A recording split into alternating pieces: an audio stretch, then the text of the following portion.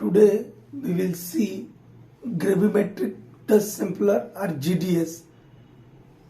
जिन जिन लोगों ने मेरा रेस्पिरेबल डस्ट का वीडियो देखा है उनको ये समझने में बहुत इजी होगा, और डिग्री और डिप्लोमा के स्टूडेंट को तो सिलेबस में है तो उनके लिए जरूरी है।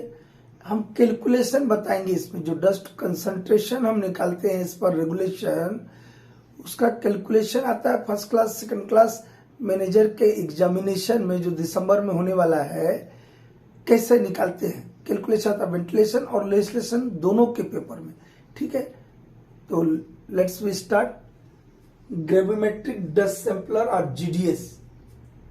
सबसे पहली बात, ये किस प्रिंसिपल पे काम करता है। देखिए यहाँ पे क्या लगा है, 3 नंबर फिल्टर लगा है, मतलब ये इंस्ट्रूमेंट जो है ये किस प्रिंसिपल पे काम करता है। It works on the principle of filtration, okay, and this GDS is 100 MRE 113A type, ठीक है। This GDS is recommended for use in Indian mines for measurement of dust concentration, okay. It is a fixed point sampling instrument। अब हम इसके construction detail को देखेंगे, फिर इसको समझाते हैं। देखिए 1 नंबर दिख रहा है, 1 नंबर है स्लॉटेड रजिस्टर। 2 नंबर ये हॉरिजेंटल इलिटरेटर है, ये जिसको हम क्या बोलते हैं, size selector. Size selector respirable dust का डेफिनेशन बताए थे, सब डस्ट रेस्पिरेबल नहीं होता है। क्या बताए थे, जो dust particle size below 5 micron size का है, that dust particle size is harmful to our health because that size of dust particle gets anchored into our lungs and causes lung diseases called general term called pneumoconiosis, okay। तो ये जो आपको horizontal इल्यूट्रेटर दिख रहा है, इसको दूसरा नाम बोलते हैं साइज सेलेक्टर। ये क्या करता है कि जो रेस्पिरेबल साइज का डस्ट है उसको इस फिल्टर पेपर पे कलेक्ट करेगा, ठीक है, और बाकी के डस्ट को हटा देगा। जो अबो रेस्पिरेबल साइज का डस्ट पार्टिकल है उसको हटा देगा, ठीक है। ये हो गया। तीसरा नंबर है फिल्टर पेपर है। ये फिल्टर पेपर पर ही डस्ट आकर के जमेगा, ठीक है, यहां जमा होगा। यहां 4 नंबर दिख रहा वहां से 4 नंबर ये फ्लैप वाल्व है। 5 नंबर पंप है, और ये 5 नंबर के साथ जुड़ा हुआ है 6 नंबर जो कि मोटर है।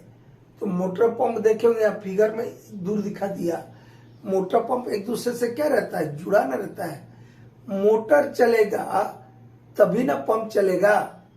पंप को कौन घुमाता है, मोटर। पंप का क्या काम है, पंप चलेगा तो माइन एयर को ड्रॉ करेगा, कहां से, थ्रू द इल्यूट्रेटर। और यहाँ पे जो स्लॉटेड रजिस्टर प्लेट है, स्लॉटेड रजिस्टर प्लेट कुछ नहीं होता है, एक प्लेट है जिसमें छेद रहता है, होल रहता है, ठीक है। ये क्रॉस फ्लो को रोकने के लिए, किसके लिए, एयर के क्रॉस फ्लो को रोकने के लिए स्लॉटेड रजिस्टर प्लेट रखते। यहां से इल्यूट्रेटर से होके हवा गुजरेगा। जब पंप चलेगा तो हवा यहां से खींचा जाएगा, यहां से गुजरेगा। और ये इल्यूट्रेटर का फंक्शन बता दिया कि सिर्फ ये वही साइज डस्ट को कलेक्ट करेगा जो कि रेस्पिरेबल होता है। वो कहां पे कलेक्ट करेगा, फिल्टर पर। यहां से हवा ऐसा आया और इधर ये चला था, इसीलिए इधर से खींचा था। यहां से हवा जो है ये 7 नंबर हो करके 8 नंबर हो करके एटमॉस्फेयर चलेगा। ये 7 नंबर है फ्लो स्मूथनर, हम पीडीएफ भेजे सबके नाम लिख देंगे, फ्लो स्मूथनर। और ये 8 नंबर है आपका फ्लो मीटर, ठीक है। तो कैसे कैसे किया, जब ये पंप चलेगा तो हवा हॉरिजॉन्टल इल्यूट्रेटर से होते हुए फिल्टर में आएगा, यहाँ पर डस्ट पार्टिकल जमा हो जाएगा और हवा जो है एटमॉस्फेयर को छोड़ दिया जाएगा। किसके थ्रू, ये आपका 7 नंबर और 8 नंबर, ये 7 नंबर का नाम है फ्लो स्मूदनर, और ये 8 नंबर को बोलते हैं फ्लो मीटर। इसके थ्रू एटमॉस्फेयर में चला जाएगा। ये चिमनी टाइप का दिखाया, चिमनी ऐसा रहता है, नीचे का भाग उसका सकरा रहता है और ऊपर वाला फैला रहता है। ठीक है, तो ये आपका हुआ सिंपल डायग्राम हुआ ग्रेविमेट्रिक डस्ट सैंपलर का। इसमें क्या क्या लिखना होगा आपको? प्रिंसिपल लिखना होगा। It works on the principle of filtration. This instrument is recommended for use in Indian mines for measurement of concentration of respirable dust. It is a fixed point sampling instrument. और इसके जितने भी हम नाम बताएंगे, 8 गो नाम, और इल्यूट्रेट का फंक्शन, पंप चलता है तो हवा खींचता है, कैसे खींचता है वो जो बताया वो लिख देना है। ठीक है, इसमें मेन चीज क्या आता है? इसका मेन चीज है हम डस्ट कंसंट्रेशन कैसे कैलकुलेट करते हैं। वीडियो के आखिर में बताएंगे। एक से हम पूछे तो बोले कि सर इतना सिली क्वेश्चन काहे ले पूछ लिया। ठीक है, बोला कि बताओ डस्ट कंसंट्रेशन कैसे निकालते हैं। तो एक पीडीपीटी था, बोला कि सिली फिल्टर पेपर को वेट करेंगे और मेजरमेंट के पहले बाद में उसका मेजरमेंट कर देंगे, दोनों का डिफरेंस निकाल लेंगे। तो मैं बोला अच्छा ठीक है बताइए। ये था 50 ग्राम आपका फिल्टर पेपर, मेजरमेंट के बाद 80 ग्राम हुआ, तो डस्ट कंसंट्रेशन कितना हुआ? बोले 30 ग्राम। तो बोला ग्राम में रहता है क्या? मिलीग्राम बोलो, ग्राम बोलो, किलोग्राम बोलो, उसमें रहता है क्या डस्ट कंसंट्रेशन? नहीं, क्या रहता है? Milligram per metre cube. फिर अकबका गए, वो आना चाहिए कैसे डस्ट कंसंट्रेशन निकालते हैं। ठीक है, हम क्या निकालेंगे? Calculation of 8 hours. आपका कुलमैन कैलकुलेशन क्या बोलता है? 8 hours time weighted average dust concentration, TWA short में। हम क्या निकालेंगे? यहां दिख रहा है कि इसको मिटा दूं, इसको मिटा देते हैं ताकि आपको कैलकुलेशन समझ आए। ठीक है, या नाम लिख दे तू क्या इनका सबका। ठीक है, पीडीएफ में मैं भेज रहा हूं, जैसे अपलोड होगा पीडीएफ आपको मिल जाएगा। पीडीएफ में इनके सब के नाम लिखे हुए हैं। ठीक है, ये लिख ही देते हैं।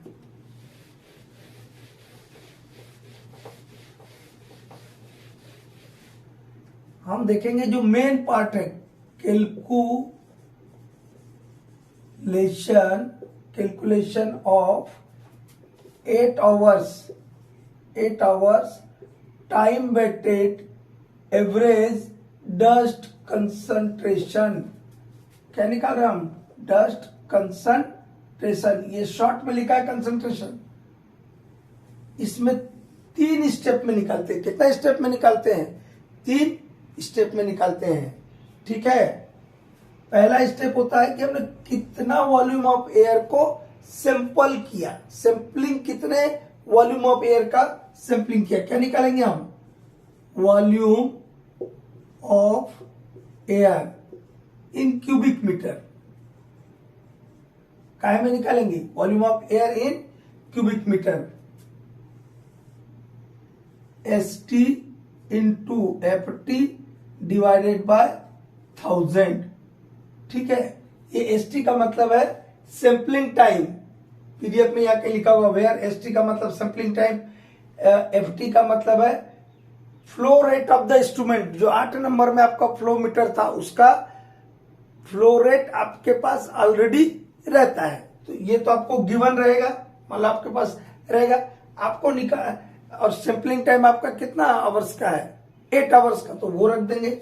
ठीक है, डिवाइडेड बाय 1000 कर देंगे। तो क्या निकल गया? Volume of air in cubic metre. Second step में क्या निकालेंगे? Dust concentration. सेकंड में क्या निकालेंगे? डस्ट, और यहां पे सैंपलिंग टाइम मिनट में रहेगा, यहां फ्लो रेट आपका लीटर पर मिनट में रहेगा। FT काय में रहेगा? फ्लो रेट जो रहेगा वो काय में रहेगा? लीटर पर मिनट में रहेगा।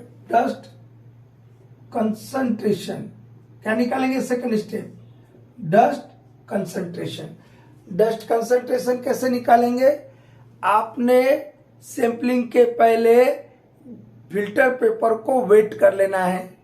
और सैंपलिंग के बाद 8 घंटे के बाद फिर वेट कर लेना है, तो उसका जो वेट का डिफरेंस आया उसको यहां रखना है, वो रहेगा वैल्यू मिलीग्राम में, डिवाइडेड बाय कर देना है आपका वॉल्यूम ऑफ एयर को। ठीक है, डस्ट कंसंट्रेशन कैसे निकालेंगे, वेट, ये WT लिख दिया, इसका मतलब वेट है, हाँ, वेट ऑफ फिल्टर पेपर, ये difference of weight of filter paper,